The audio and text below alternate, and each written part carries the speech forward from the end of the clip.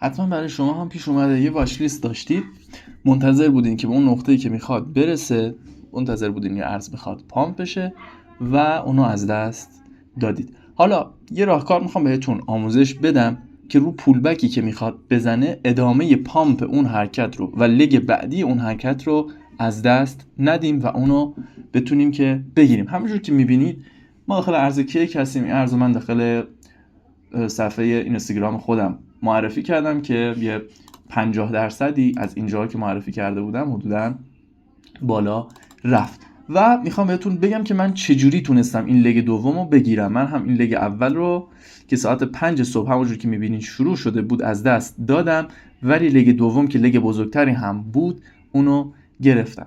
خیلی خوب، اولین کاری که ما باید انجام بدیم اینه که بیایم سقف قبلی برای خودمون، سقف قبلی اون ارز رو مشخص کنیم. همونجور که میبینیم یه خط روند طولانی مدت داشتیم در این ارز و اینکه این خط روند ما شکسته شده. خط روند ما شکسته شده و باعث شده که یک پامپ صورت بگیره. خب ما این لگ اول رو از دست دادیم. میایم سقف قبلی رو مشخص میکنیم برای خودمون که میشه این سقف، دقیقا این سقف. و کاری که باید بکنیم منتظر باشیم. قیمت اینجاها بوده، ما فهمیدیم که این لگ رو از دست دادیم، حالا میخوایم لگ بعدی رو بگیریم. منتظر میمونیم که بازار یه پولبک به سقف قبلی خودش بزنه. توجه داشته باشین این استراتژی که من دارم به شما آموزش میدم فقط برای زمانایی به کار میاد که بازار حرکت صعودی خودش رو بخواد شروع کنه و به اصطلاح بخواد پامپ بشه. برای بازارهایی که پامپ شدن این استراتژی کار میکنه و اگر نوسان کم باشه این استراتژی خیلی جوابگو نیست. خب برمیگردیم به آموزش.